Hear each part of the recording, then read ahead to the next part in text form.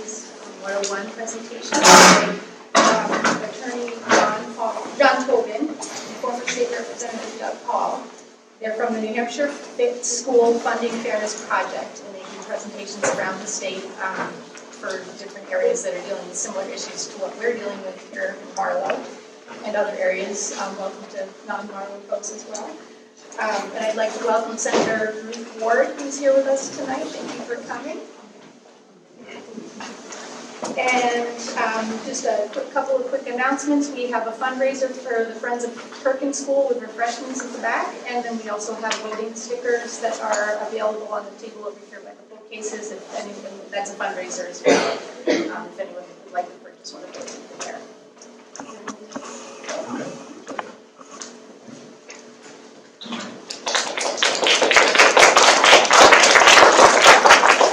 First, I just want to say a big thank you to Stephanie, in particular, for organizing this, for reaching out to us and organizing this. This is a great turnout. Thank you all for coming. I also want to thank Principal Cherry for hosting us here and setting this up and letting us use his machinery. We have, in addition to Doug and to me, Ken Hemingway is part of the team here. He's here. You saw him as you came in. He's a former elementary school principal in a school like this, and teacher, and superintendent. He's retired and now he's joining our group. The newsletter, because you signed up, we will put you on our list for our email newsletter about this issue. And we have found over the last year since we've been doing that, people really appreciate that. It helps them stay informed about school funding and property taxes.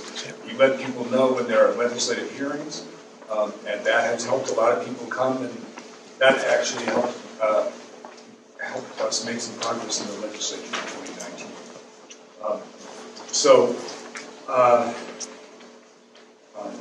This is, I think we were somewhere up between 75 and 80 forums like this that we've done around the state, from Berlin, Pittsfield, Keene, Nashua, and every place in between. And one of our most recent ones was at Fall Mountain High School, about a week and a half ago.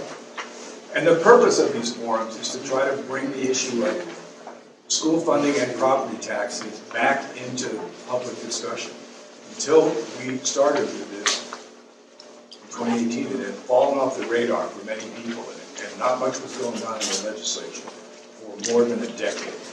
And we feel like we've had some modest success, and we'll talk about that in a little while. It's up to all of us to resolve this issue, and the first thing we think needs to happen is people need to understand it. And what we're going to do is we're going to show you some slides that give you some information, and we'll go through that slideshow. It'll take maybe 40 minutes, 45 minutes, and then we will stay here and answer your questions for as long as you like. And what we found is a lot of times questions that people initially have get answered during the course of the presentation, but when we're done with the presentation, we'd be happy to answer your questions. And one of the things I can say is this slideshow is not the same slideshow we started with 75 presentations ago. We've learned a lot from forums like this. There are things in this show that came from questions that we got from people like you in forums like this. So we're learning as we go, and we're trying to give that back to people. So, this presentation is really going to be in a couple of parts. First, I'm going to talk to you very briefly about what the Claremont case has said and what the constitutional rules are for property taxes and for school funding. And then I'm going to give you a picture of how the property tax system works in New Hampshire at a state level and then at the local level. And we have some slides about local property taxes in Marlow, surrounding towns, and in the Fall Mountain Regional District. And then Doug is going to talk about the other side of the equation, which is what the state funding is providing, what funding the state is providing at its limits. And Kent is going to be part of that too in terms of discussions about the repercussions of that.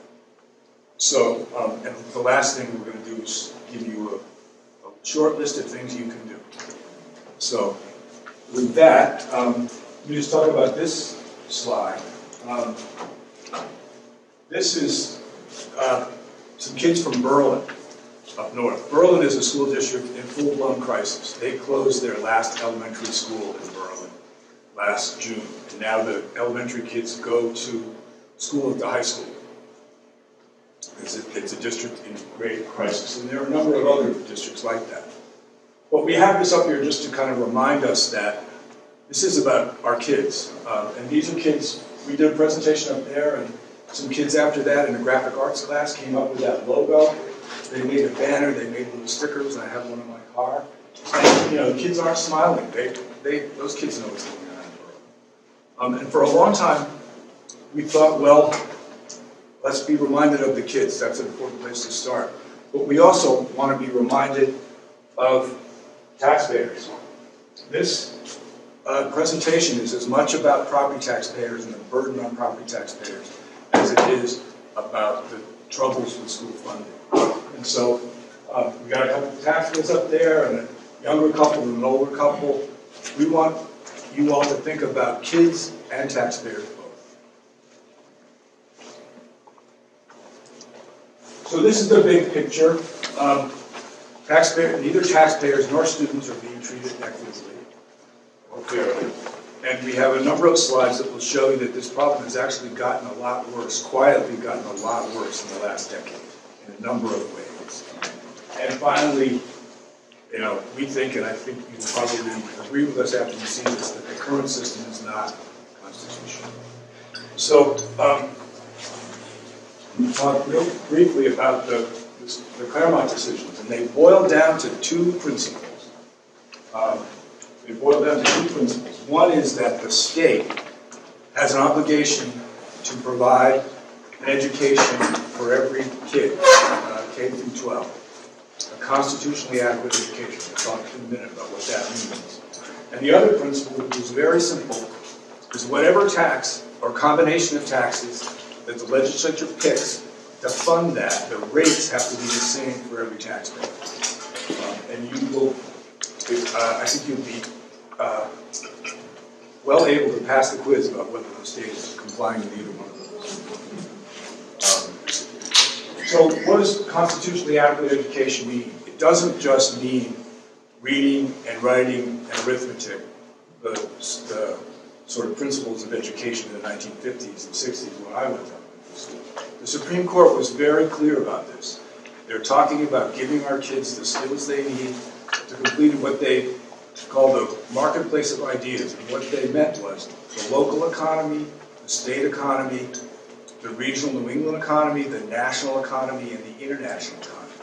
We need to give kids in the 21st century the tools they need to succeed in a changing global economy. And so it doesn't just mean reading and writing and arithmetic. It means technology, it means science, it means health, it means world languages, the range of things that kids need now. And one of the key things that the court also emphasizes, we need to give kids the tools they need to be good citizens, to be informed citizens who can speak and write and participate in our democracy. And then the tax principle, again, was pretty similar.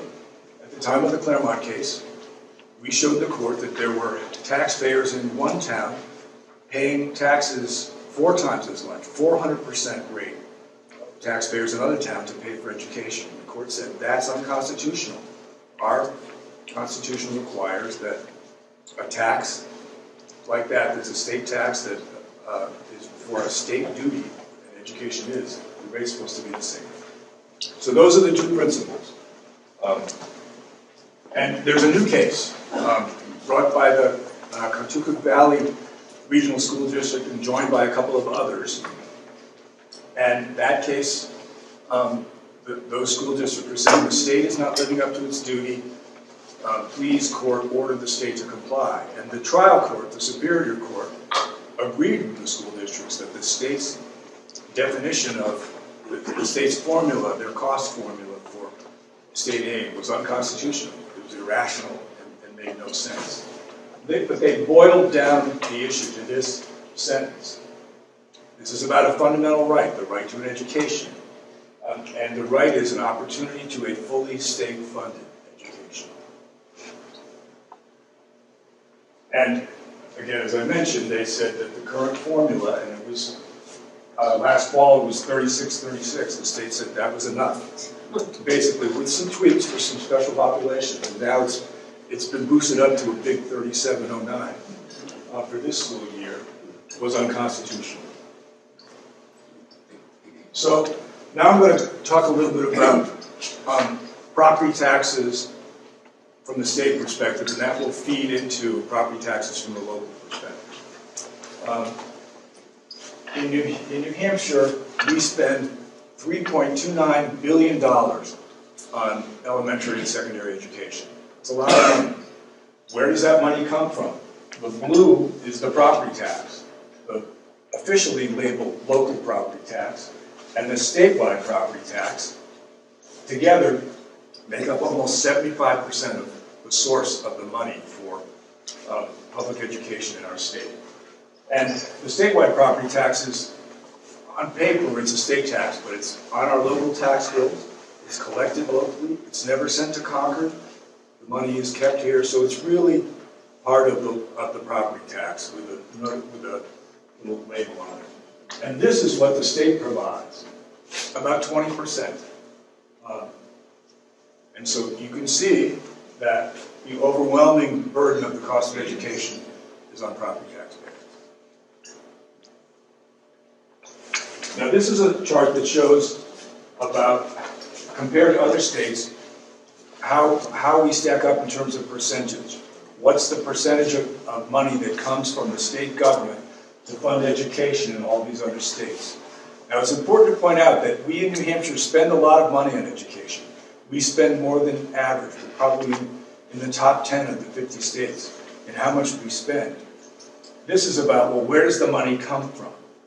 We spend a lot, but it all comes from local property taxpayers because we're dead last in the percentage of that money that comes from the state.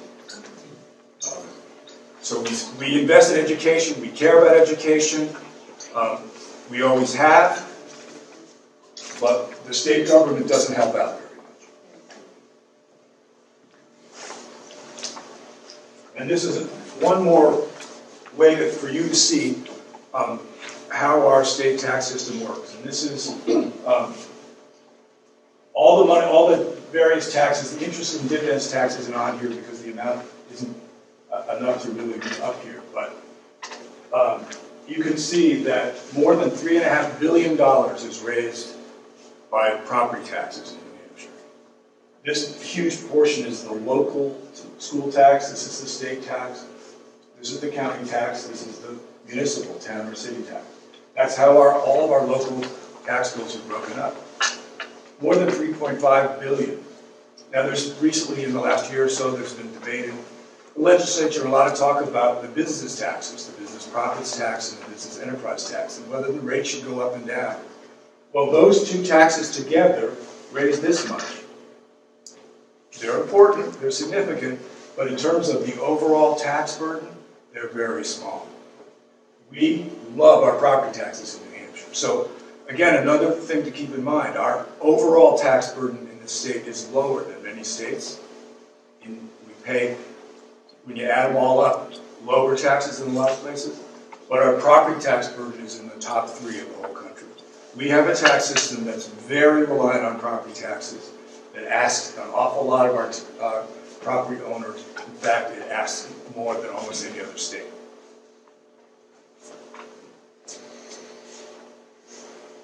So this is another way of looking at the property taxes, and this is going back to 1995, how much is being raised. And this was before the Claremont case. And then the yellow is the statewide property tax, which was instituted in response, in part response to the Claremont case. And you can see that almost every year the property tax burden has gone up and up and up. And some of it is now labeled as statewide property tax, but it's the property tax bills that we get. So that's the trend in how much money is being raised. And this is the first of a couple of slides I mentioned about how the system has gotten worse in the last 10 years. From 2008 to 2018, schools school spending increased by somewhere between $600 and $700 million. Almost all of that increase was paid for by property tax payers. You can see that the state and the federal government contributed very little to meet the cost of those increased expenses. So the burden on property taxpayers in the last decade has gone up a lot.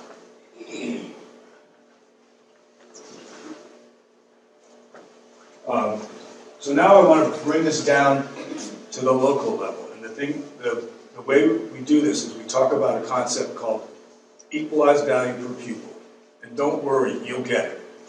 It's how much property value exists in a given school district to pay for the education of each student in that district. So the Department of Revenue Administration has the ability to take the local assessments and balance them out so that it's apples to apples. Assessments are done locally, but the DRA has the ability to even those out, to give us the numbers so we can make comparisons. And the per student part is so that we can look at different size districts and make comparisons. So let's show you how that works.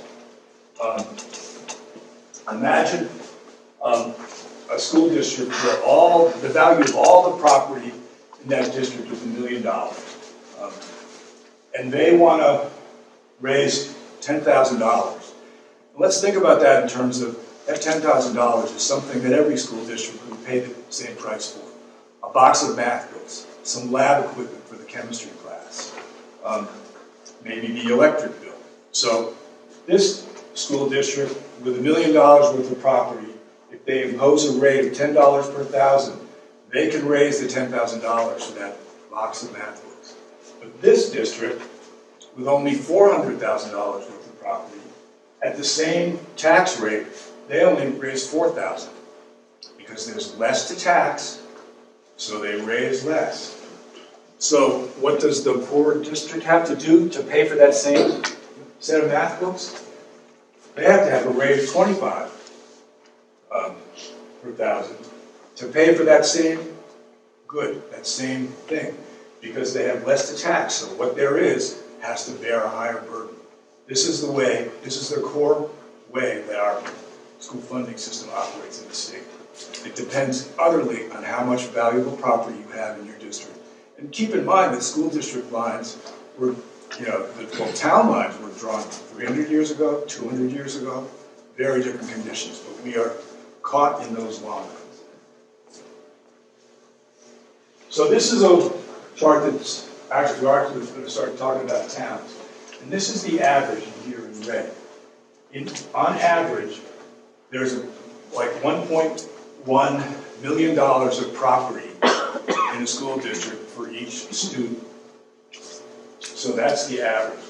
Look up here to Moulton Borough. For each student, instead of 1.1, they have more than $7 million worth of property to tax. So what does that mean? They can raise a lot of money and have a really low rate. There's so much property to tax, they can have a low rate and raise gobs of money. Go down to Berlin. Berlin's equalized value is a little more than $1/3 million. It's about 1/18 of Moulton Borough's. So Moulton Borough's value per kid is about 1,800% more than Berlin's. So what does that mean for Berlin? They have and this is after the state aid that exists. They have a much higher tax rate. Compare $3.79 per thousand, and Berlin's is down there 17, but they can raise much less money because it's math. If you have less to tax, you have to tax what you have more in order to raise the same amount of money. So look at some of the other places, and we'll talk a little bit about Portsmouth later on. Portsmouth they have $2.7 million worth per kid. So again, they can have a low tax rate and spend very generously on their school. Down here, Newport, Claremont, not far from here, their property value per kid is low. It's very low. This is the average Claremont is less than half of the average. Newport's a little more. So again, even factoring in state aid, the tax rates in those places are very high, and they still don't have the ability to spend at the levels that the other places do. So this is another way of looking at it, just another visual way. Here's Concord. Here's this red line is the average. Concord, where I live, is below average. Berlin is way below average. Wiltonboro. One of the interesting things about this that we've learned and that people in Derry are well aware of is Derry is a place with a lot of housing, a lot of kids, and not that much valuable property compared to other places. So the people in Derry will say, we were worried about being Berlin in 5 to 8 years. This is not just a problem anymore of the old mill towns. This is a problem of a lot of places in the state, and it's getting worse. So you can see Manchester is a little better than Derry, but not a whole lot. Rye and Lebanon have higher than average. Rye has enormously higher, so they can spend well and tax low. So this is another chart about how this has changed. So what this means is that from 2007 to 2017, the value of property in Portsmouth's been booming. So the value of property in Portsmouth has gone up. What does that mean? They have even more property tax. They can raise even more money at a lower rate. So these places are even better off than they were a decade ago. Over here, Franklin, Pittsfield, Berlin, Claremont, the total value in those towns has shrunk, and I would argue very much that it's correlated to this system that discourages economic development in places like that. So that means that the total value of property tax in those places has gone down. So the example in Pittsfield, we've worked, and you'll hear more from Doug about this, we've worked with the superintendent in Pittsfield, who's a real hero in trying to make do with nothing. In Pittsfield, they have kept their budget just about flat, getting grants and cutting and all kinds of creative things. But even with a flat budget, because they have less valuable property to tax, they've had to increase the tax rate. Because as the property value shrinks, and they're trying to raise the same money, they have to raise the rate. So the inequities have gotten a lot worse in the last decade. So this is a slide that came from, I was on the public radio show Exchange about school funding, and I found out that the superintendent from Milford and John Freeman from Pittsfield were invited. So I just put this together to try to compare those towns with school district, property wealthy school districts of the same size. You can see that Milford and Portsmouth, the number of kids is almost the same. Pittsfield and Rye are both smaller school districts, but again, the number of kids is almost the same. But look at the difference in the equalized value, the wealth they have to tax or not. And so Milford has a tax rate that's almost 3 times what Portsmouth is. So the tax on a $200,000 home, and we realize that there aren't very many of those around, but it's an example of the numbers. In Milford, you pay $3,600 on that value of a piece of property. In Portsmouth, you pay $1,200. If you own a business in Milford that's worth $10 million, you pay that $181,000. If you own a business worth the same in Portsmouth, you pay $64,000. So, and we'll talk about this in a minute, but what does that mean in terms of economic development and business development? It means that this tax system really encourages economic development in the property wealthy towns and really discourages it in the property poor towns. So here's a local slide. Again, this shows the number of kids, and it shows the equalized values, and the tax rates, and the tax, we did the tax on a $250,000 home in this slide. So you can see there's significant variation. There's not so much variation in these towns, but then when you look at Stoddard or Washington, you can see they have, Washington, for instance, their property value per kid is more than double all states, Marlow's. So they can have a lower rate, and that means lower taxes, lower school taxes on their homes.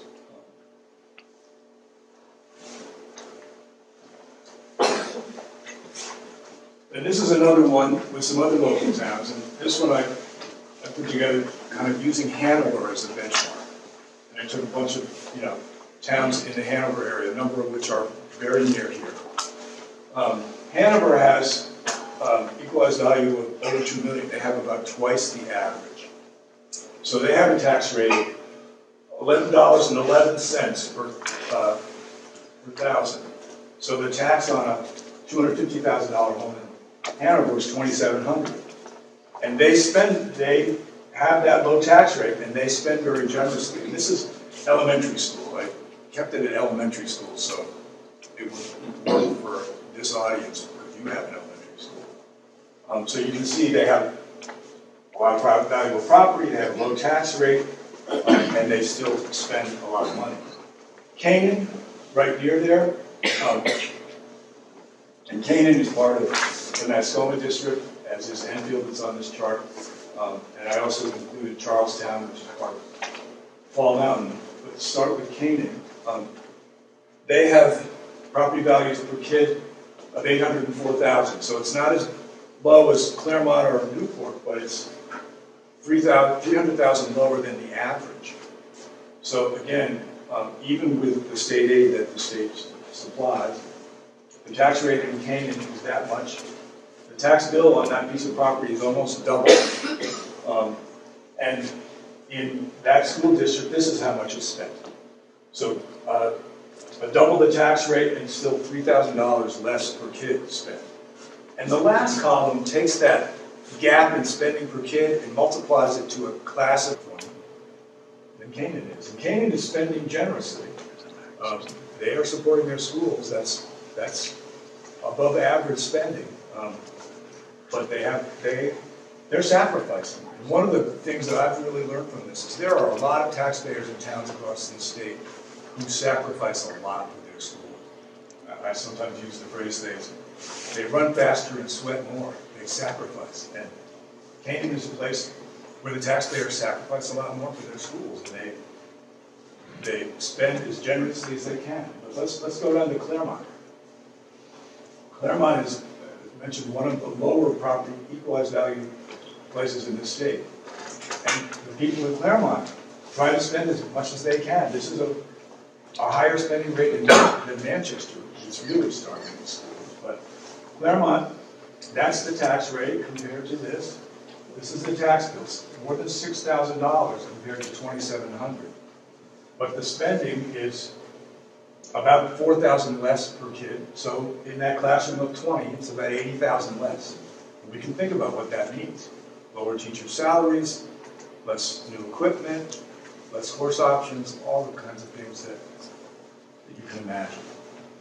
Charlestown is one of the lowest property values per kid in the state. Part of the Fall Mountain Regional District, and this is what is spent on elementary kids in that district. And again, that's generous. That's good. That's a good level of spending. But the tax bill is over $6,000. So it's no wonder that people in Charleston are hurting. They are paying. They are sacrificing a lot for their schools. There is every reason for them to be upset about their tax bill. But it isn't the fault of the people running Charleston. It's the fault of a system that says you only get to fund your schools on the value of the property in your district. So let's talk about these other places. Keene. Keene is, compared to a lot of places, economically prosperous, but Keene is also way below the average. Remember, that average is 1.1 million. Keene is a place that also has to sacrifice for their schools. It's a place that education is valued. They spend a good amount of money on schools, but the tax bills are high. And again, compared to Hanover, almost $100,000 less per year on that class of 20. Lebanon is a place that has a lot of valuable property. They spend a huge amount. They spend more than Hanover. So we're spending a lot more than any place else. In a class of 20, Lebanon is spending even more. So you can see these enormous gaps. And at the same time that Lebanon is spending so much more, their tax rate is a lot lower. There's a lot of valuable property in Lebanon. They can do it. Any comment about the differential in terms of the spending in these towns? Well, the spending varies, and there's a lot of those decisions, they're all made locally. In a place like Claremont, they've decided to spend at this level, which is about the state average, even though it means they have to have a really high tax rate. The average spending per kid in elementary school is somewhere around $16,000. So this is about average, maybe a little above average for the state, but they really have to dig deep to raise it.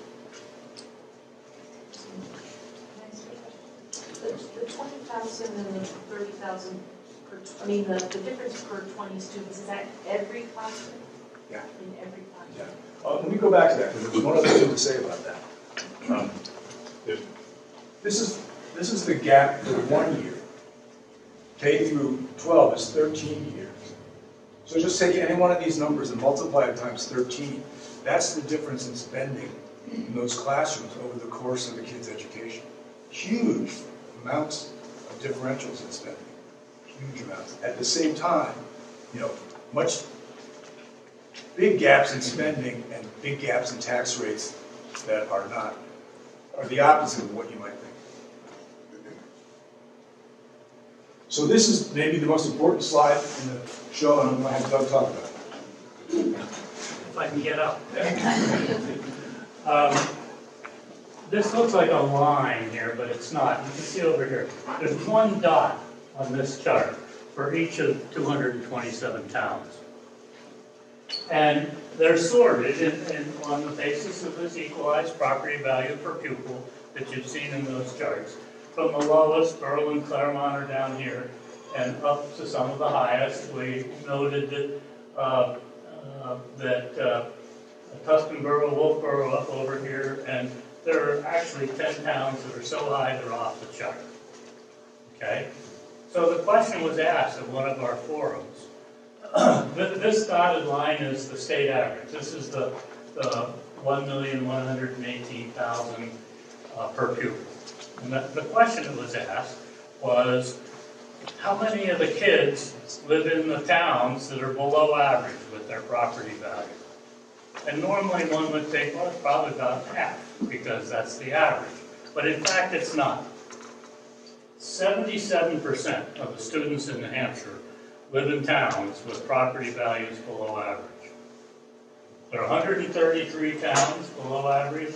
There are 104 towns above average. And only 23% of the students are up here in what we would have to call the relatively property wealthy towns. 77% are down here. Now, think about it. Every city is down here, except Portsmouth, which is over there. But all the other cities are over here, below the average. And those are big. They have a lot of population. That's one of the reasons why we have such a large percentage of the students in below average communities. And one of the points of looking at this is, if something is going to change, if something's going to change in this system, there's a coalition that can be put together here. These are Republican towns, these are Democrat towns. 77% of kids, about 75% of the population, live down here where they're having trouble raising enough money with a reasonable tax rate. Up here, you have towns with anywhere from, in fact, $2 per thousand to $12 per thousand. Down here, you have tax rates that run $24 per thousand up to about $12 per thousand. So there's this huge difference in the system.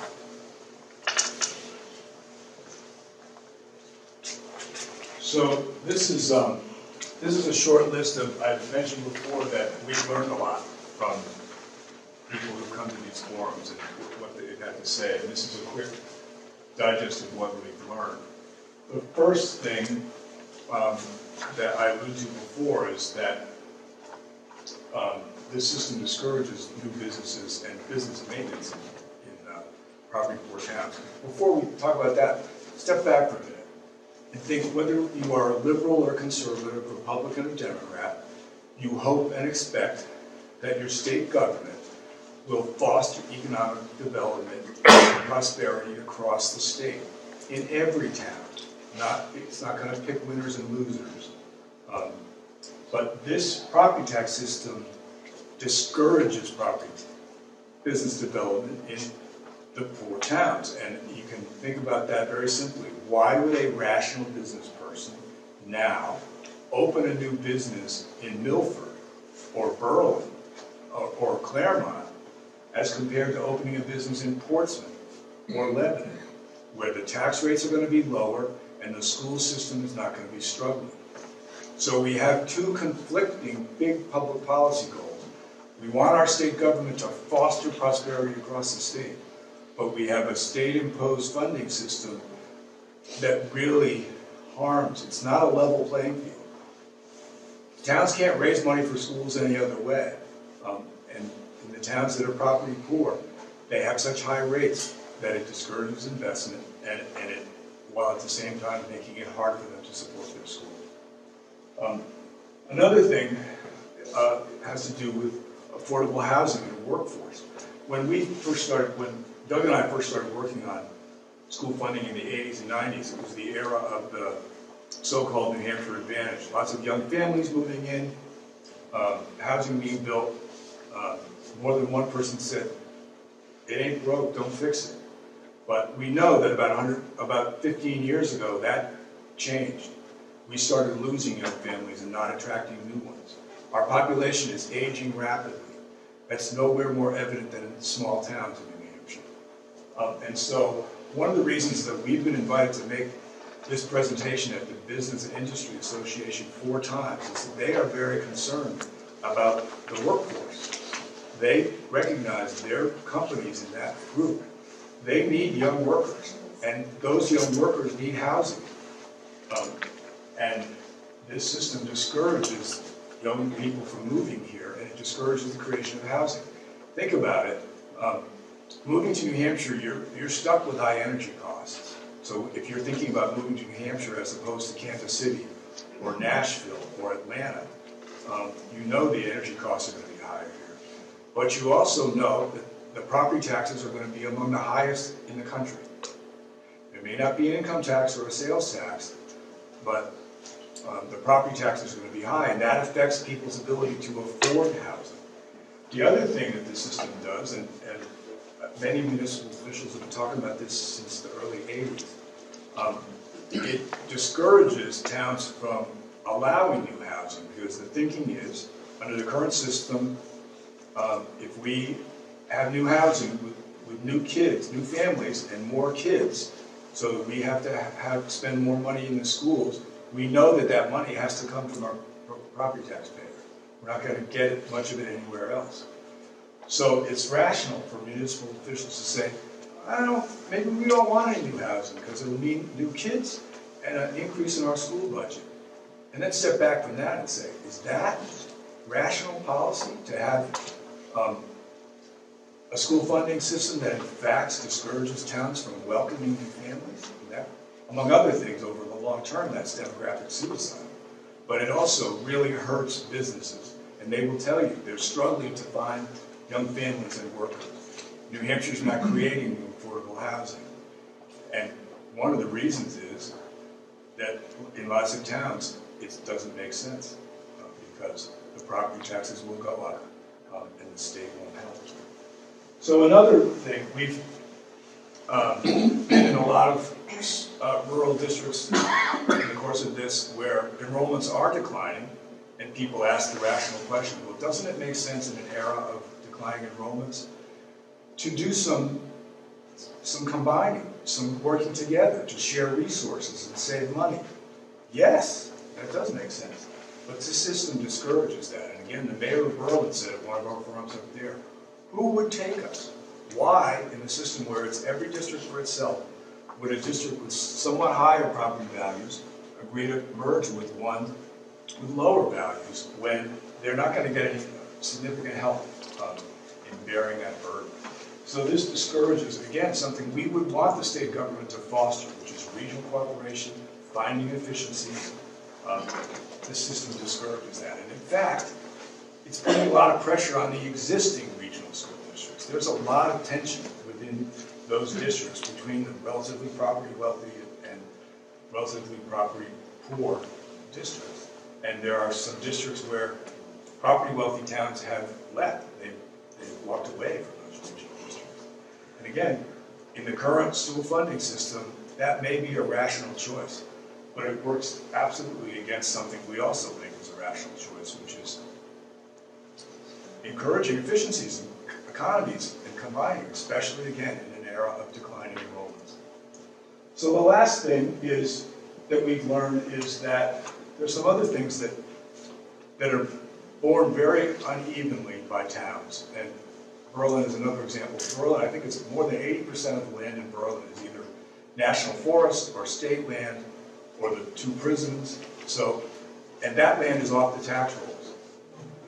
Those governments don't put any money in the Berlin pot for municipal expenses. So the 20% that's left bear all of the property tax burden.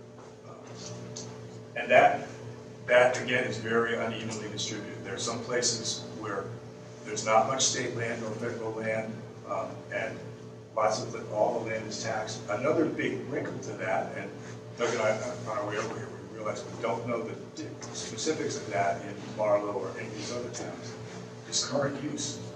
Current use is a wonderful policy to preserve open space. It's been in effect for about 40 years. And it's worked. It's preserved a lot of open space. And basically, the state says to towns, if a landowner comes in and they have more than 10 acres and they commit not to develop it, you have to give them an enormous break on their property taxes. And you have no choice, town. If they qualify, you've got to give them the break.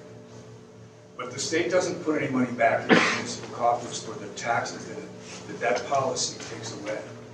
So who picks up the slack when the amount of taxes that used to come from that land is greatly reduced? The other homeowners and business owners. And again, there's not much current use in Manchester. There's a lot of current use in a lot of places. And again, it's in terms of preserving open space, wonderful. The question is, how is it paid for? And whether the state which mandates it is bearing any of the cost of what it means for municipalities.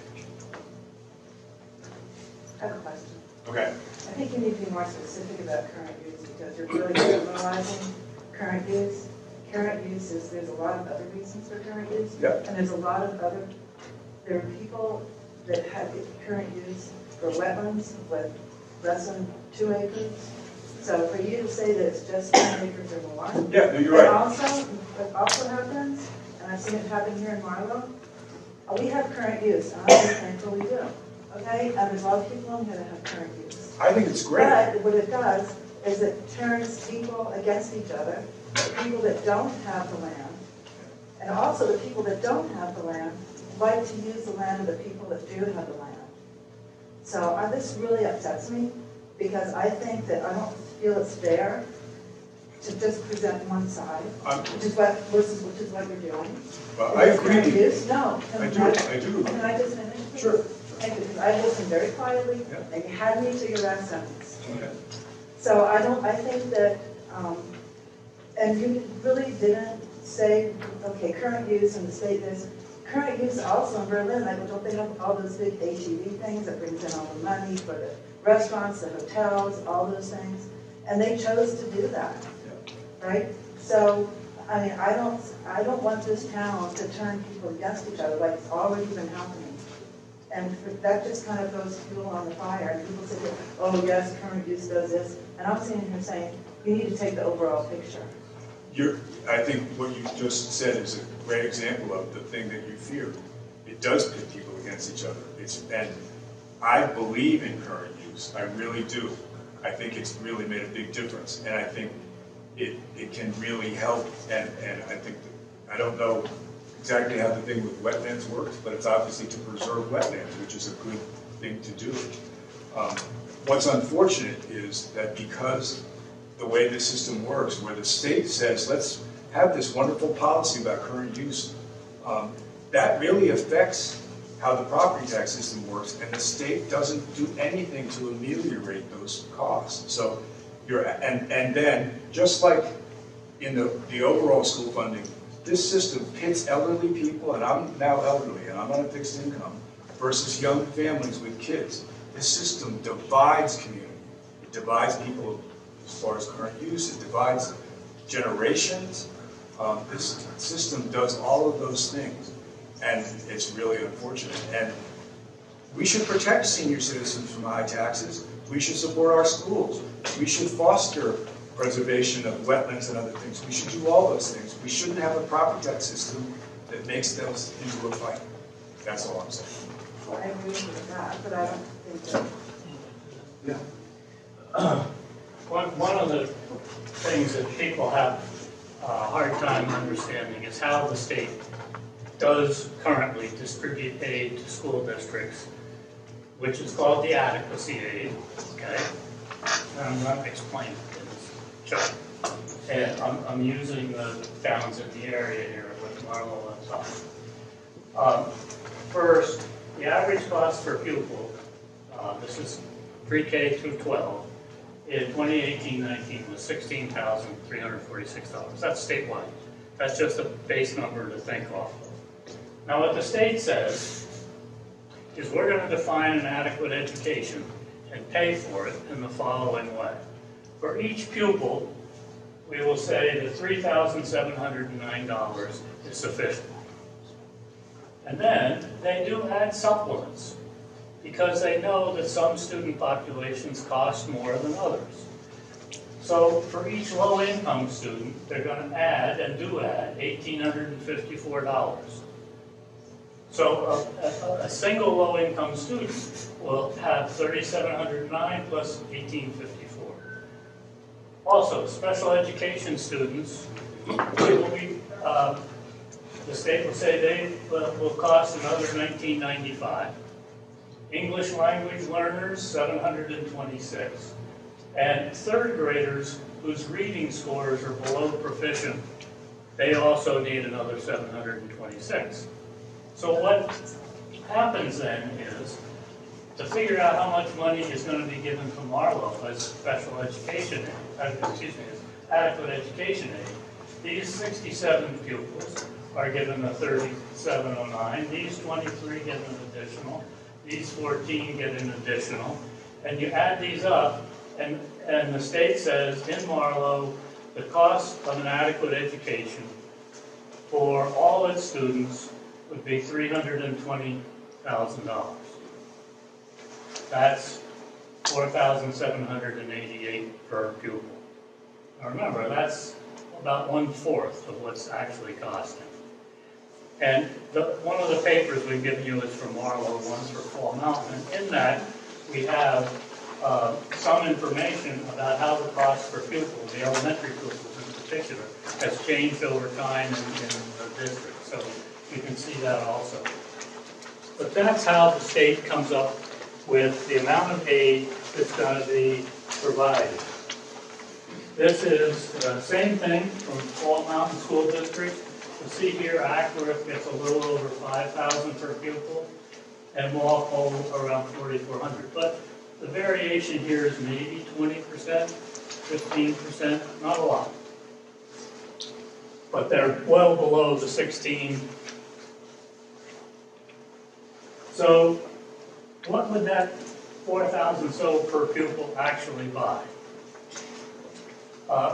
We did this in Pittsfield. I'm going to show you the Pittsfield result. We also did it in Hopkins. Pittsfield's a property poor town. Hopkinton is a relatively wealthy town and invests a lot in its schools.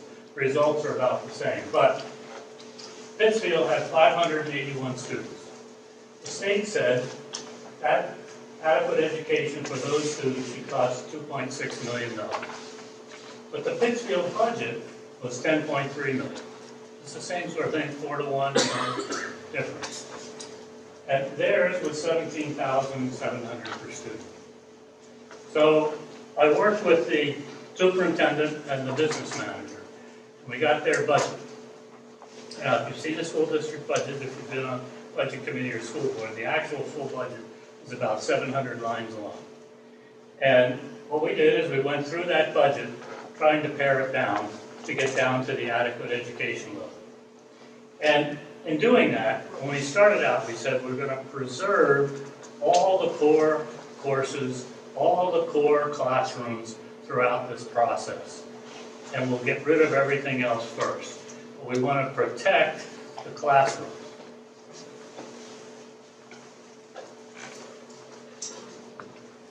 So, we eliminated 5 of the 16 teachers in the elementary school, all art, music, and physical education, school nurses, all regular and special transportation services. Parents have to bring their kids to school and pick them up and take them home, no buses. We eliminated half the secretaries, teachers for business ed, family, consumer science, and health, 1 of the 4 science teachers, eliminated all building and grounds maintenance, all foreign language courses, 4 of the 8 custodians, so cleaning was only done twice a week, all field trips, all athletic programs, reading specialists, 34 and a half teachers' aides.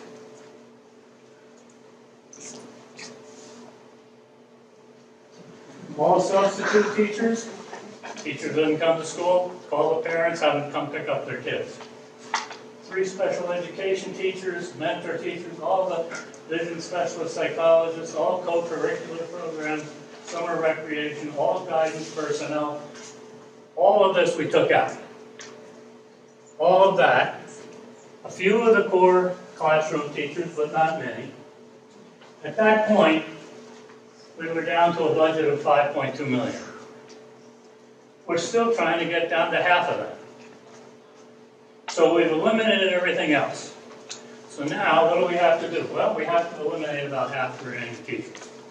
At that point, we got down to the 2.6 million, and we had 60 students per teacher, and nothing else. That's what the state says is adequate for the kids in Pittsfield. And if you transfer that to any other district, you're going to come up with the same kind of thing, including here. It makes absolutely no sense. Nobody could justify that. But everybody would like to pretend that doesn't exist. Who sets that figure? Is that from the DRA? Sorry? Is that the DRA that sets that figure? Or? No, it's the legislature. And then the Department of Education does the calculations, but it's the legislature that set those base amounts per pupil. Do they provide a breakdown at all? Just like a regular school budget does. Do they give a breakdown? By line item? To justify what they're... No, it's just it's a figment of somebody's imagination. That's right. And now it's my turn. If you haven't figured out, these 2 gentlemen have been dedicating years of their time to this process. I had a chance to watch them last year in action, again this year, and I said as a newly retired school employee, I think I need to join this cause and be part of this. 42 years in New Hampshire schools, as a teacher, administrator, and last as a superintendent. My first principal job was, John said, in a school like this. I was in Harrisville for a couple of years at Wells Memorial, so just down the street a little ways. But that was long ago and far away. Some of the practical applications of all this. We're in a competitive world, and we have to compete for those staff members. And as a principal and as a superintendent, I've got to go in and let my best people I can put in front of you children. That's the biggest job that I have, is to build that staff and build that community and have those people that are going to be committed to being here with your kids and not coming and going every year. You can see what it looks like today in the system at comparing starting teacher salaries around our state. For a new graduate with a bachelor's degree, starting last year, if you're starting in Portsmouth, your first contract out of college is at 44,667. God bless them. I want my kid to start there when they get, right? That would be a beautiful thing to happen. But if my daughter, who is in New Hampshire public school, was looking for her first job in Stratford, Allenstown, and Newport, that's what she'd be offered for that first contract. Where's that talent going to go? For about 15 of my years, I ran a seminar every spring at Plymouth State for all of the teacher interns coming out, encouraging them to come and work in New Hampshire, giving them all the reasons they should be working in our communities, be in beautiful little places like this. And then we're faced with the reality of what this becomes. As a principal, in my career, I know one thing, not about me, but I have had the opportunity to go between property rich and property poor communities throughout my career as I moved through the state. When I was in one of those property poor districts as a principal, I hired good young teachers, I trained them, I got them going for a couple of years in my classroom, and I get a call from the next town over. And they'd say, Mrs. Such and Such has applied for a 5th grade position. Can you tell me how good she is? Yeah, okay. There goes Mrs. Such and Such, and then Mr. Such and Such, and then Ms. Such and Such. And when the 4th call came in 2 years, I just picked up the phone for the Springfield and said, hello, Pawtucket. I was in the minor leagues. And all my best staff who I'd worked with had gone next door for 10, 15, 20% increases. The next year I did too. I'm sorry to say that, but I did, because my kids were little, it was my family and what I had to do to compete in the world and the state. So that's the story, and you can see what that is. And I guess the other word to add to this is we talk about what local control is. Local control doesn't take into account the competitive marketplace. This is a competitive marketplace for all these positions. To try to find someone qualified in special education, qualified in math or science, to come to our schools now, we have to have a competitive wage to bring to them. We have to give them a reason to want to come and settle in these communities. And I'm from Tamworth. I live in rural New Hampshire. I understand this situation, and it's something I've struggled, and we all have to struggle with, and look at it with a reality that is beyond our individual communities and is statewide in its scope.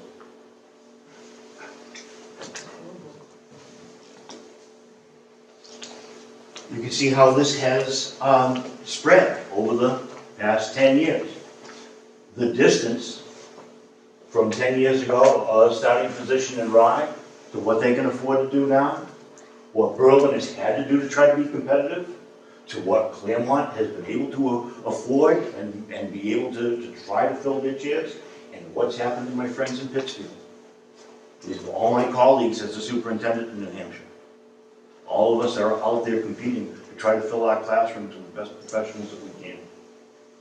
It wouldn't be extrapolate, it would be intrapolate back to the 10 years prior to this. Remember, I've been at this for 42 years in New Hampshire, okay? And you can see, looking back where this was 15, 20, 30 years ago, and what's happened as this spread has gone on. The most shocking slide for me was one a few back, where you saw the property values growing in some of those towns, and then the property values decreasing, actually decreasing in these other towns. So that spread is going to keep getting wider and wider until we do something more about it. On swept? Yeah, and then we'll come back to it. This is just another 30 seconds on the statewide property tax. And you asked how did we come up with that number of 3709? The legislature came up with that number. They came up with the number 10 years ago, and then they allowed for a little bit of a cost of living increase. So it went from 3636 to 3709 this year. Makes sense. Yeah, it makes lots of sense. The SWEPT is the same thing. 10 years ago, the legislature said, we're going to raise $363 million, and they've never changed it. So what that means is the statewide property tax is becoming a a smaller and smaller piece of the revenue. It doesn't really, it doesn't affect the inequities at all. It's the same amount of money is raised, but the amount has become less and less significant as the decade has gone by. And again, it's really a local tax. I mean, it's got this statewide label, but it's on our local tax bills that come from our local tax collector. We don't write a different check for the SWIFT and for the local tax and for our county tax.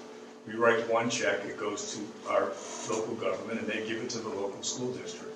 So it doesn't reduce the disparities. The reason that they did this is because they were trying to get away from the notion of asking the property wealthy towns to share any of their property taxes with the property poor towns.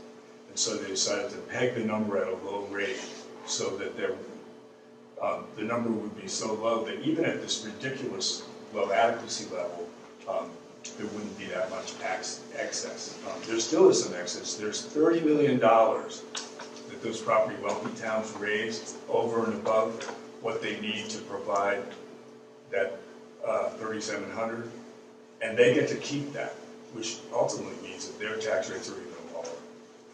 That money is a state tax. It should go to Concord and be distributed out, but they have enough political power to be able to keep it, even though they need it the least. So when you look at your tax bill, you know, the average these days is about $2 per thousand. So again, it's a sliver for the property tax bill, and it's sort of it's a figment. It allows the state to say, look, we're spending 363 more than you think we are.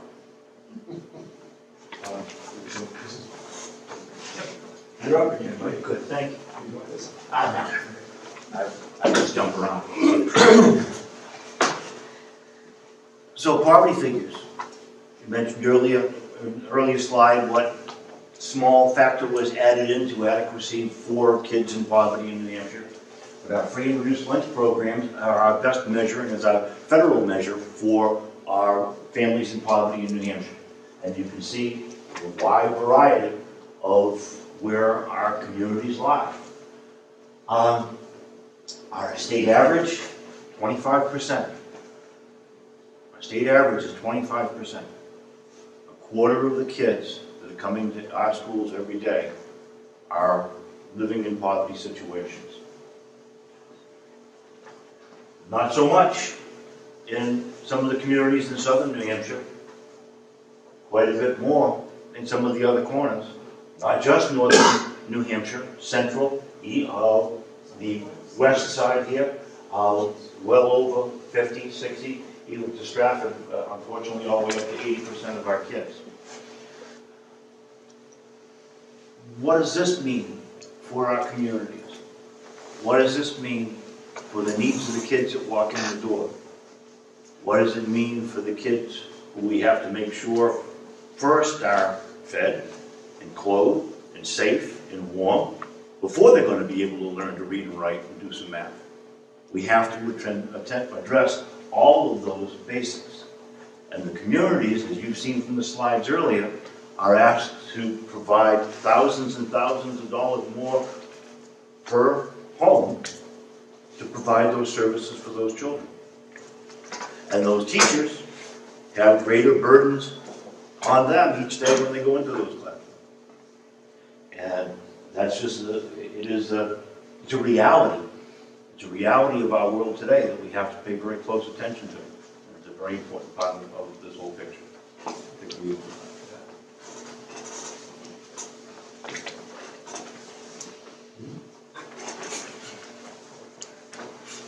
This is just a summary of where the project we're working on, the NH School Funding Fairness Project is. We've done, this may be the 77th or 78th presentation across the state. We're doing some grassroots organizing about this, doing more research and analysis, documenting these inequities. What are the differences in the way kids see their schools? We haven't been able to document that yet very well. Legislative advocacy in the last legislative session, 2019, we have another slide on that, I'll pick out one of it anyway. We had 3 goals. There was, some of the state aid to the school districts was being reduced 4% a year. And interestingly, the state had decided that the districts that it would be taken away from at 4% were the poorest districts, not the wealthiest districts.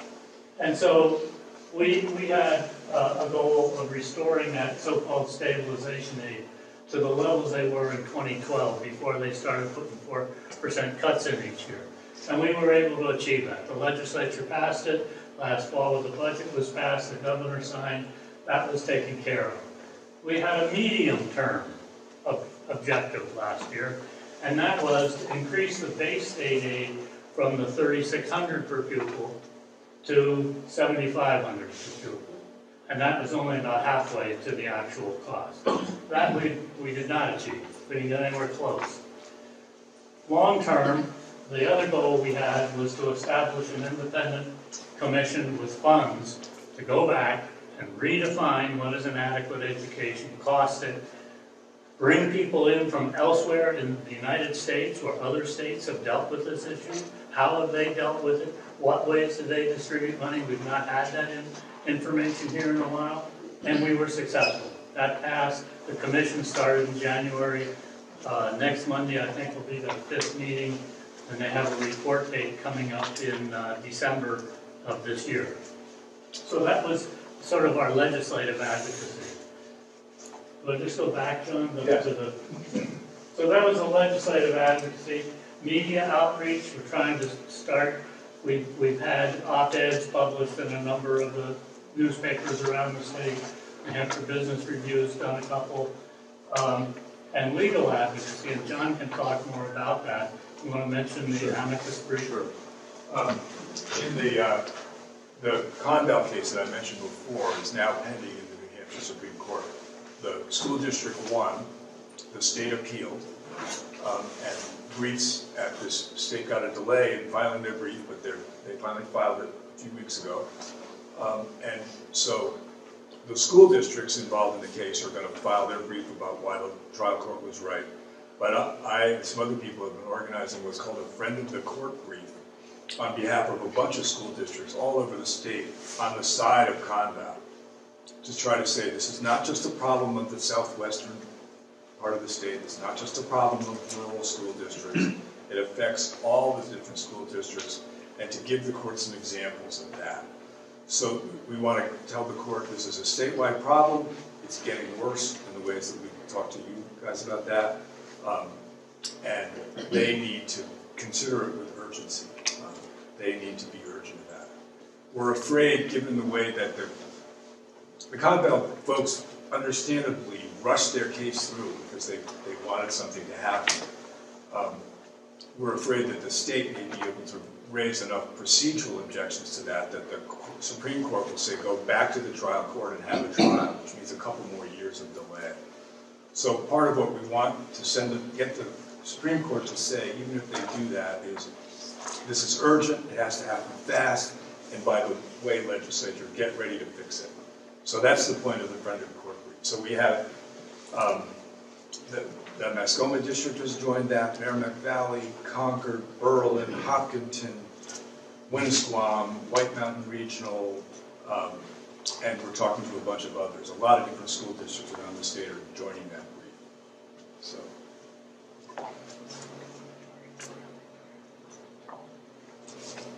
So that's the amicus brief. We're keeping an eye on that school funding commission, and I have to tell you that school funding commission was Doug's idea. He thought about it, he persuaded the legislature to do it. And what he said was it needs to be independent and it needs to be funded. It can't just be a commission of legislators who get together when they can.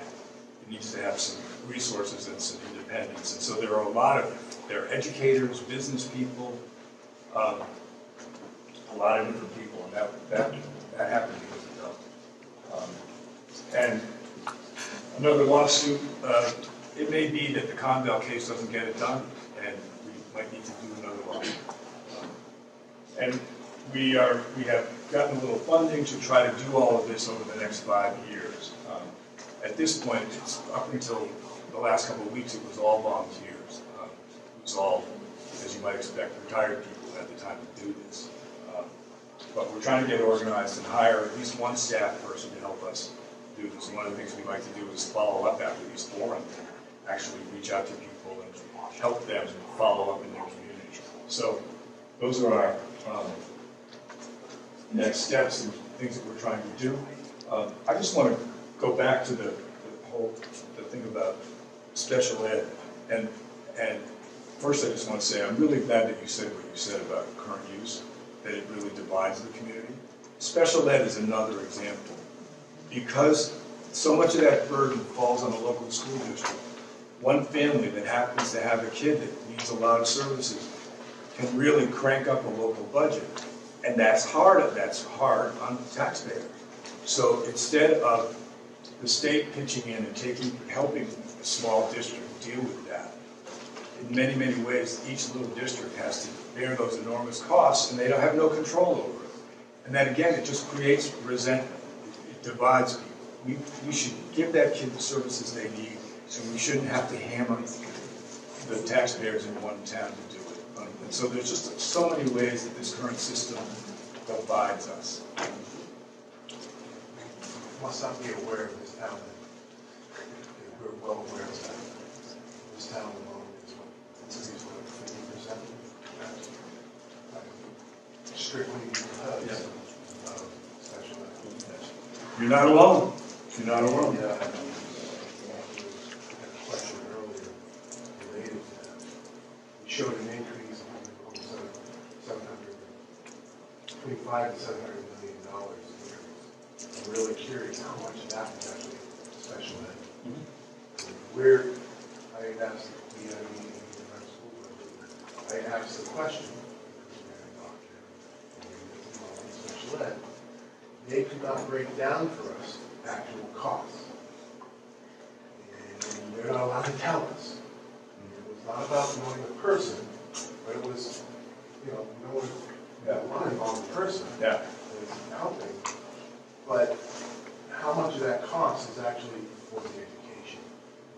And it's all mandated by the state and federal government. Let me respond to it. First of all, a small town like Marlow, it's one of those things which is much more apparent here than it is in larger districts where there are more kids and people are moving. But every school district submits to the state a public document that lists what the costs for special programs are. That's special ed almost entirely.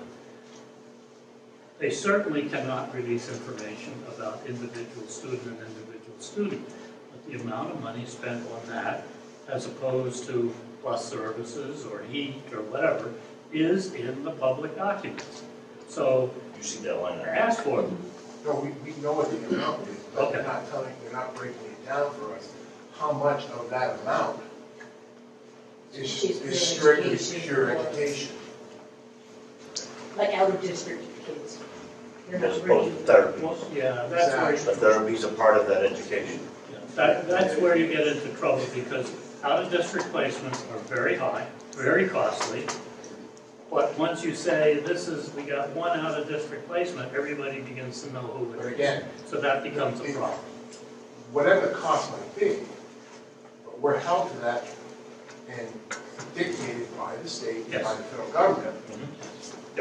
And So if we were saying, okay, fine, we'll educate our children, we're required to give them a certain education, but we're dictating, they tell us how much it has to cost, and we have to pay it no matter what. Yep. And then not take in the extra dollar, even though they're mandating us to have to teach this kid. In whatever way, it's required. you're using this particular piece, which is important. And it sets up the battle in the town. But the town's not the problem, the state's the problem. And as long as everybody just battles themselves in the town and ignores the state's responsibility, this isn't going to get solved. So that's what we're trying to do here, is say, wait a minute, look outside the silo of your town and compare yourself with other towns and see what's happening. in other towns and how the state is treating everybody unfairly, both students and taxpayers. It's a good example, but it's not the only part where you have to say, we'll fight it here, but we also gotta fight it there. You said it really well, that you have no control over this. Yeah. You have no control, and God forbid we ever get to a place where people are not allowed to move in and out of the towns. So you have no control about families come in, and they, and you shouldn't.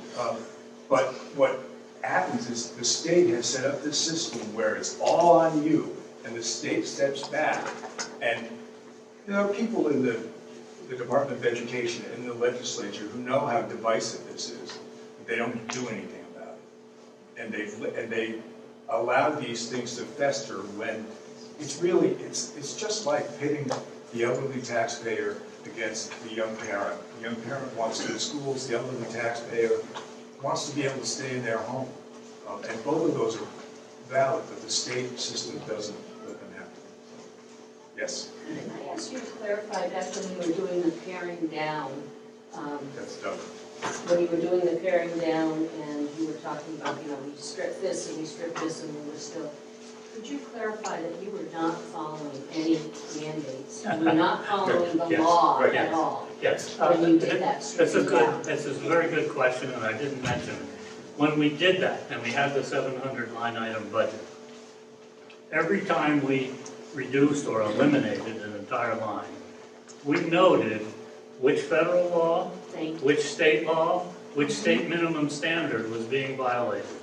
And it's huge. There's no way that you can achieve what is required by law and by the state's own minimum standards with the amount of money the state is adequate. No minimum standard. But we have the list of all those violations. So let me just say that again bluntly. The state is saying you must do all these things, and the state is saying we won't pay for them. How is that doing? Yes. Could you speak on the Medicaid reimbursement and how, is it going to happen or isn't it? As far as I know, it's going to happen.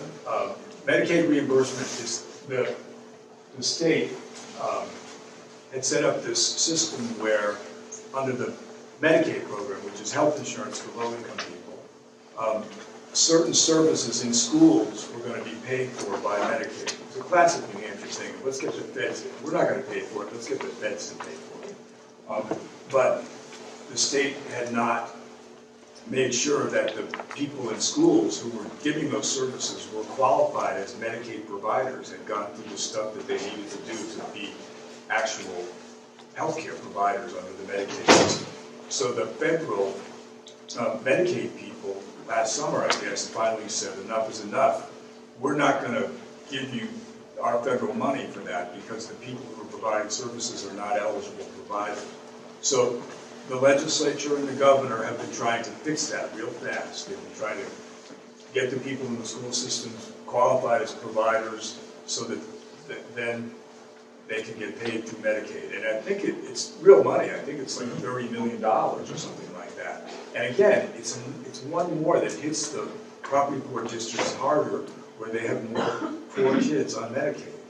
So it was a somewhat, it was a stretch in some ways to say that Medicaid should pay for those services, which are, there's a line, and it's probably a blurry line between what's medical services and what's education services, but the state was really trying to bring in that money, which then went to school districts. So one of the things that was strange, the state actually increased state funding this last legislature, but then all of a sudden this happened and it looked like the amount of money was going to go down, so there wasn't going to be any progress. John, if I could just add to that, that's reimbursement.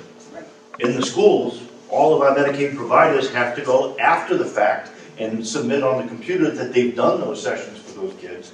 Then that works its way back down to Washington, and then the following year that comes back. We still have to pay those therapists for getting those services done and being there in that school. We don't get that money back until the next year, maybe. It's also not all kids that need special needs. They're actually qualified. Yeah, that's right. A lot So of money. It's a farce. But it's an expensive one. Senator Ward. I just want to make a comment on the cost of special ed, because I've had several calls from local communities where they ended up with a 24/7, a very expensive special education child. So this year I put in the bill asking for a commission to find out how much of that, if you have to send a child out of district, how much of that is education related, how much of that is physical care. And what I'm hoping that we can split that so that the SAU will be responsible for the education part of it, and hopefully HHS will pick up the other part. It's going to be the same cost, but at least it comes out of different pockets, so that the SAU is not going to have to carry the whole thing. Great. So that's presented, and hopefully it will come through. There's a question. Who's got education? Just a couple questions. Yeah, one second. Go ahead. Your slide which showed that New Hampshire pays the lowest or contributes the lowest amount to state education. There's no It's not the doubt, lowest amount, it's the smallest percentage. smallest percentage. There's no question that the adequacy is wrong. But of the other states, you didn't say which states have a different tax structure.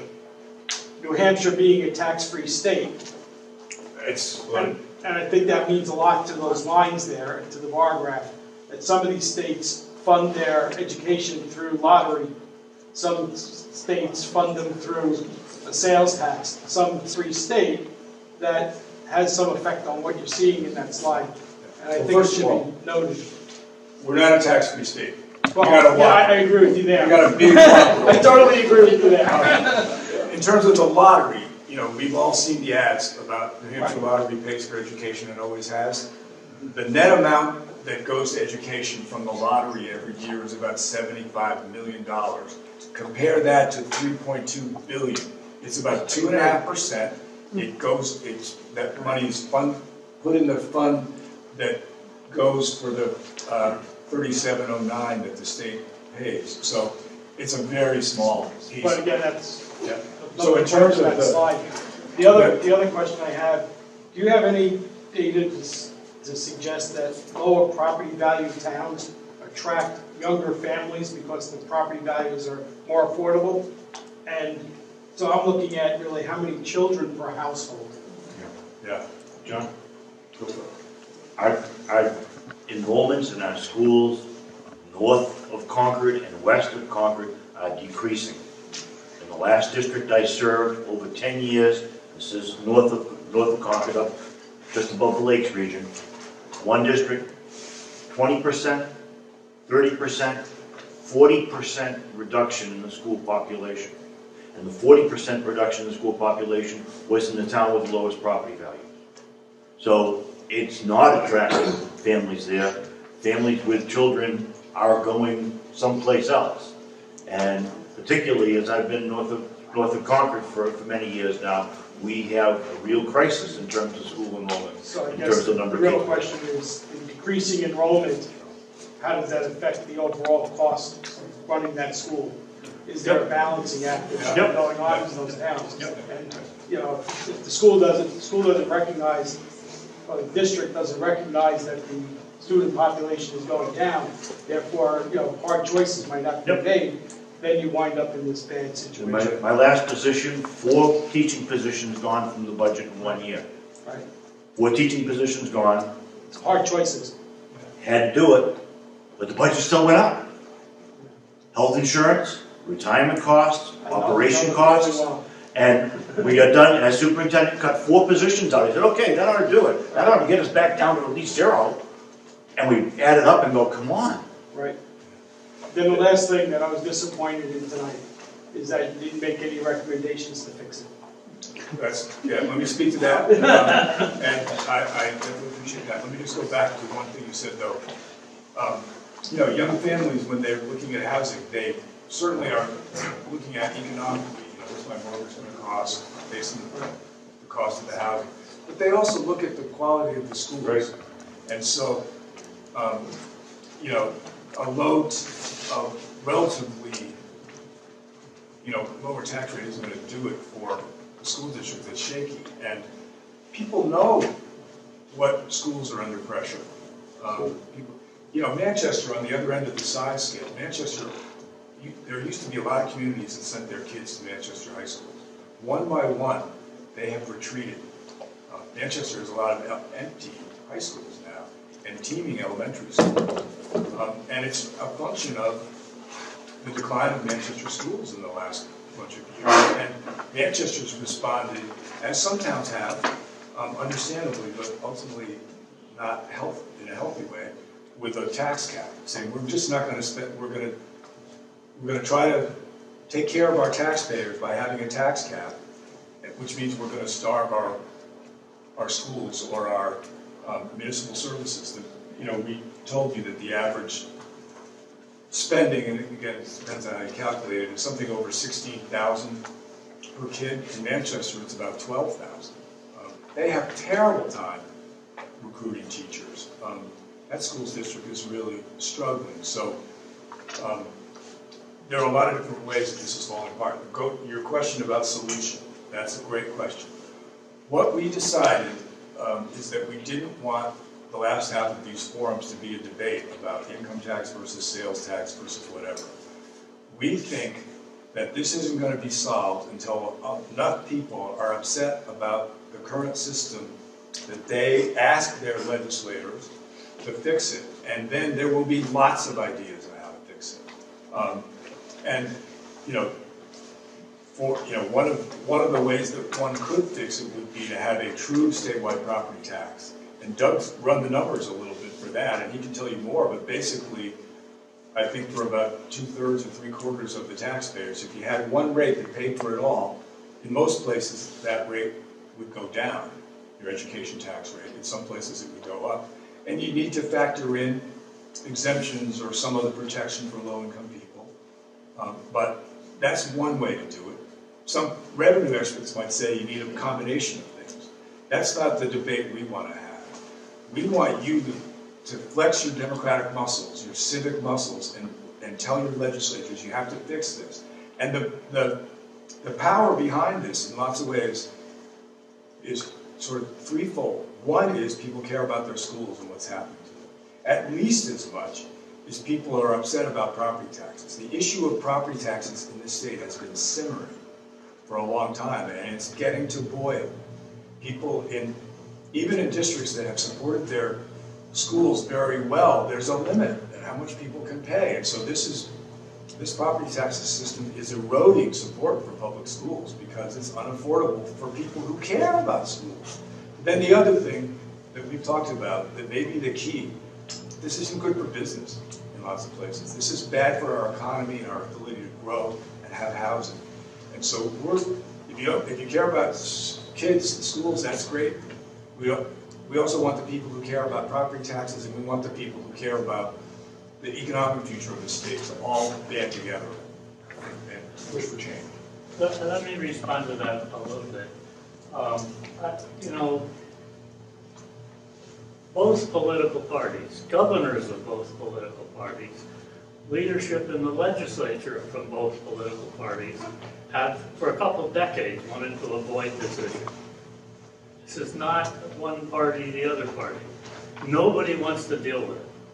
And so part of our commitment has been, let's get the public to understand the problem better.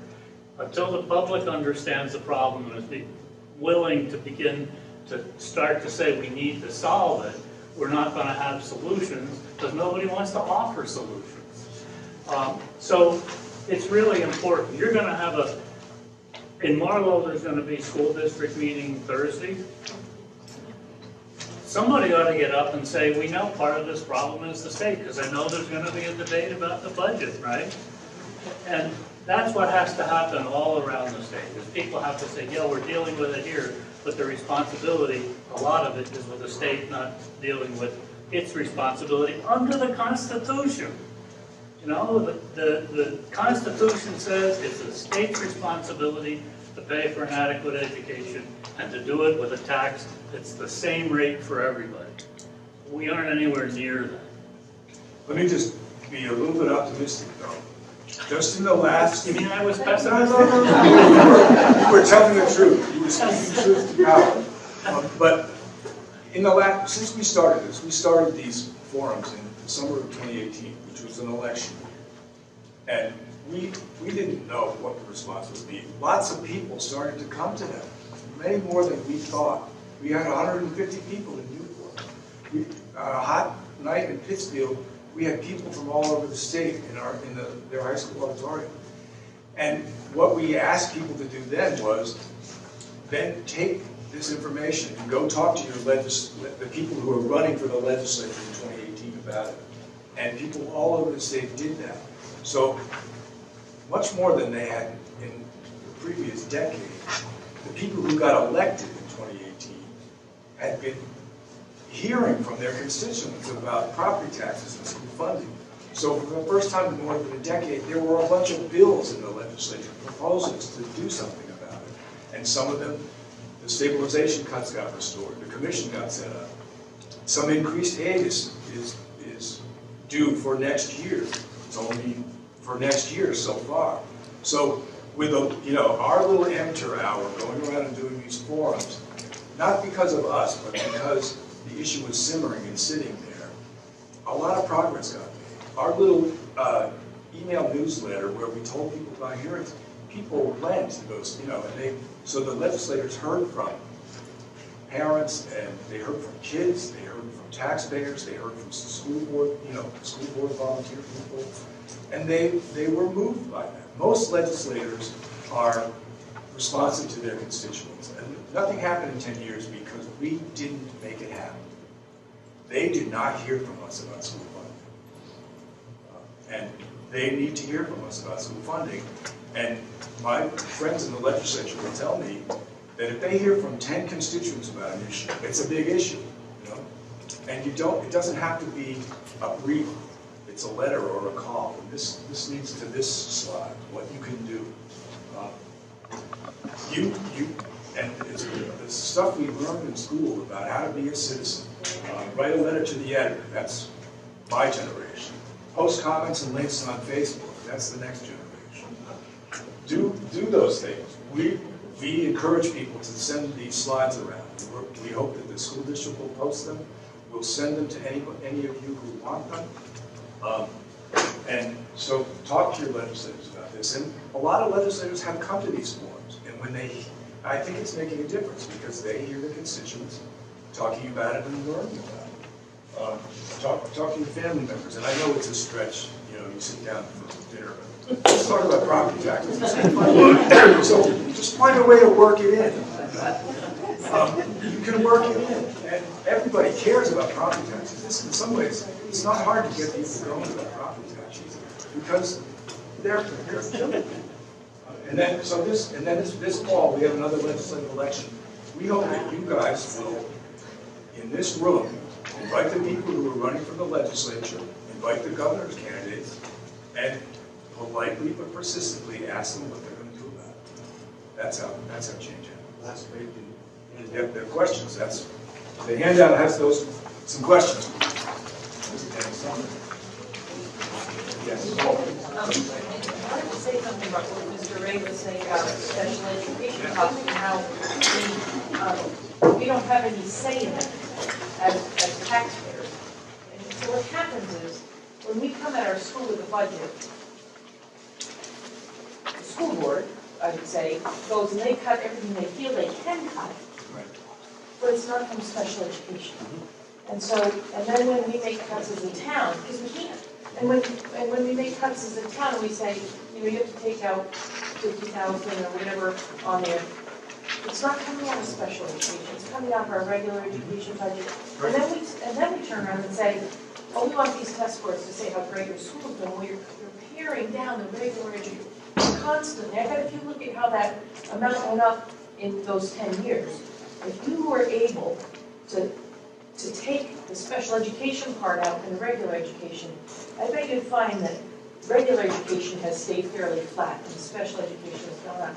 Somehow we need to be able to address it. And we can't talk about it. Because we can't talk about it. We don't want to talk about our neighbors. It's a state and federal issue. but somehow we have to get a grip on that. I can see that it's an issue here. But I have the figures, and I have the pie chart on how the spending and what's going to special ed, and what's going to administration, and what's going to transportation and all that.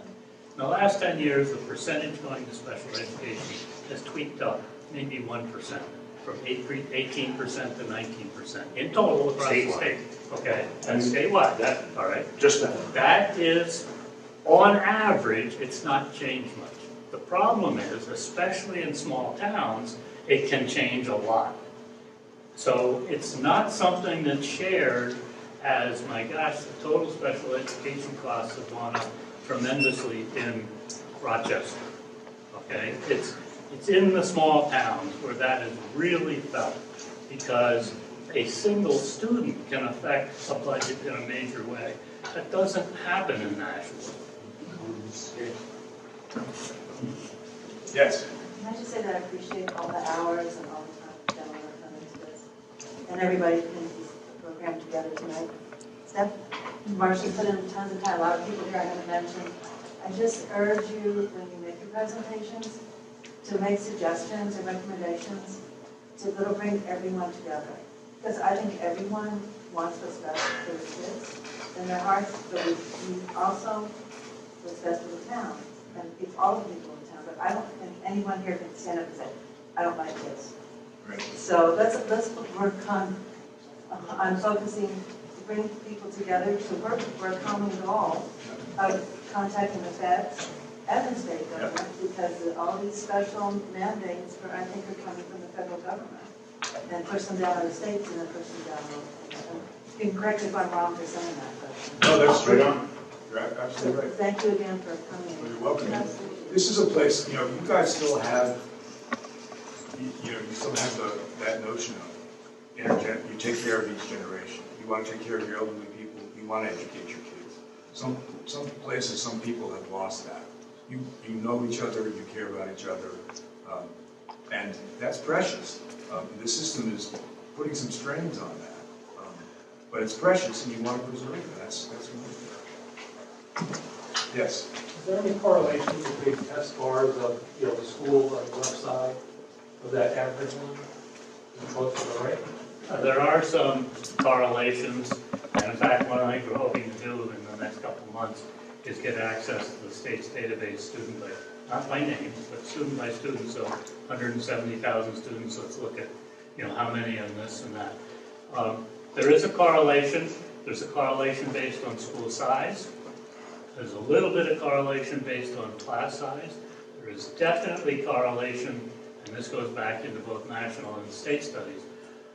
If you look at third grade students and you say, what's the closest relationship to good performance in a third grade student? It's the mother's education. It's not family income. It's the mother's education, not the father's education, interestingly.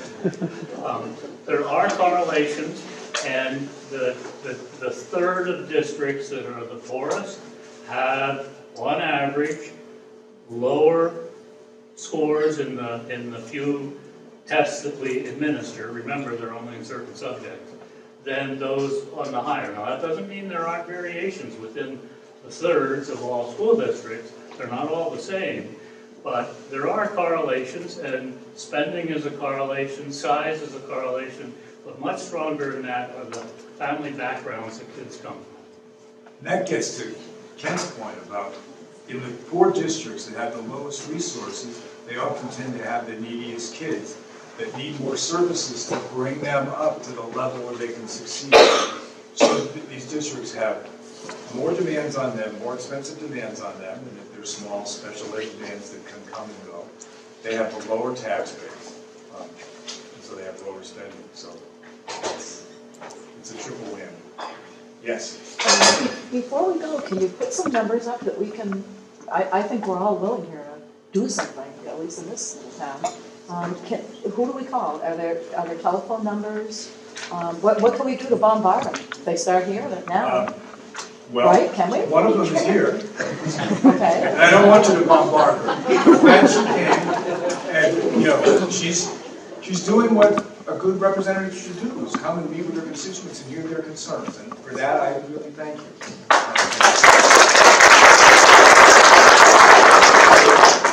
What more can we do? Yeah, well, we can, well, I guess one thing. Steps 1 through 4. Yeah, 1 through 4. Right there. In the next. I've been working on those over and over again. Yeah, this is rinse and repeat, this one down here. My retirement job. You all hopefully signed up, and we'll send you an email newsletter. I think what we could do in the next one is give you a link to the state's website where you can find out who your reps and senators are.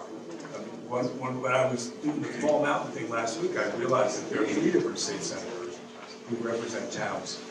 Senator Ward, Senator Hennessy, and Senator Khan all have some towns in that. So, but it's very easy on the state's website to figure out who your reps and senators are. And they should hear from you. So the representatives and senators. Yeah, representatives and senators. And you don't have to wait for the newsletter. If you go to NewHampshire.gov and you go to the legislature, you can pretty quickly, there's some places in both on the Senate side and the House side where who's my rep, who's my senator, It's and you can John look it up. Mann and then his board. It's actually also John Mann. John Yeah. Mann. Say that again? The phone numbers and contact information are on the back of the town report. Oh, there you go. That's good. Other questions? Yes. So if you were then Oh, you got it right. one of those struggling towns, Oh, yeah. One of those 77%? one of those struggling You want towns that consolidated had to be for part of a district, would you recommend leaving that? Well, there are a couple of different things to think about in terms of the regional things. One of the, and Doug actually is more of an expert on how the regional things came to be. So I'll just say one thing.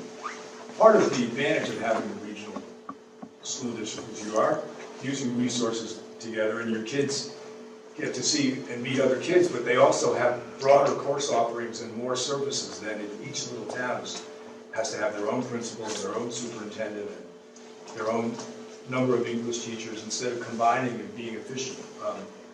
But in terms of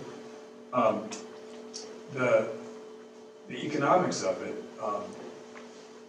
there is some sharing of resources in a regional district. And speaking of Charlestown, I don't know if you're from Charlestown. I might be. Just a wild guess. I don't know where you came up with that. I don't know. Anyway, Charlestown has very low property values per student. So Charlestown gets some benefit from being partnered with districts that, so you share resources, and Charlestown gets some benefit from being part of that. If Charlestown is on its own, it's going to have to essentially build, in considerable part, its own new school system on a tax base that can't afford to build a new school system. Or they're going to have to send their kids somewhere else, and they're not going to get a great bargain. No other school district would say, "Sure, come to us for $10,000 per kid per year." They're not going to. Why would another school district do that? So, Doug can put this in context in terms of why we have regional school districts. Just briefly, the regional school districts like Fall Mountain. Back in the late 1950s, there was a sense that every town with these little one-room schoolhouses needed to do something about consolidating. And so the state set up a program, and it was the Building Aid program, that said if you're going to build a new school, and populations were beginning to increase, school populations were increasing, if you're going to build a new school, we, the state, will provide 60% of the cost of that building if you get some other districts together and do it cooperatively. But if you're going to build it on your own, you only get 30%. And so the state set some carrots out, and that resulted in Fall Mountain and Conville and Monadnock and White Mountains Regional, and it made sense. It brought a larger number of people so that they could have high schools with more courses for different types of students. And then that all ended. You know, the end of the creation of regional school districts was 30, 35 years ago. And now they're starting to separate more. That's when the because of divorces property started. tax. Yeah, the divorces. And the divorces started and gone on ever since. And now, At one point, there were 32 SAUs. Right. You know how many there are now? 98. Why is that? Because people have been breaking away, okay, and setting up their own structures.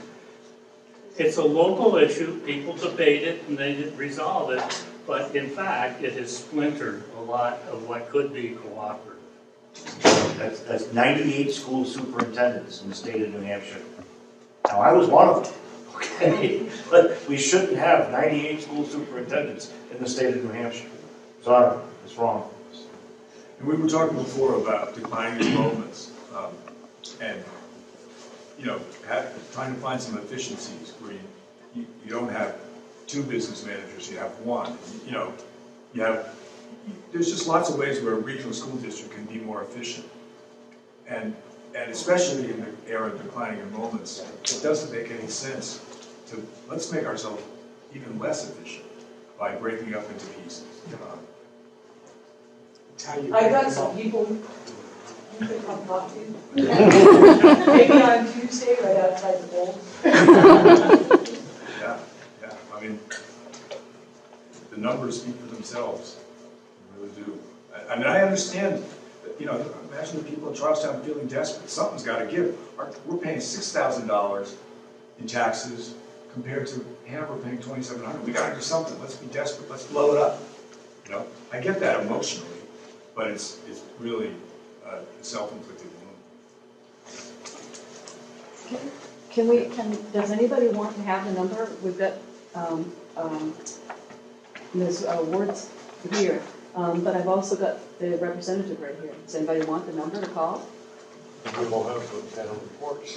Did everybody get the reports? They should. I think everybody did. Okay, They haven't so they've even done. picked it up in the office. Any other questions? Thank you all for coming.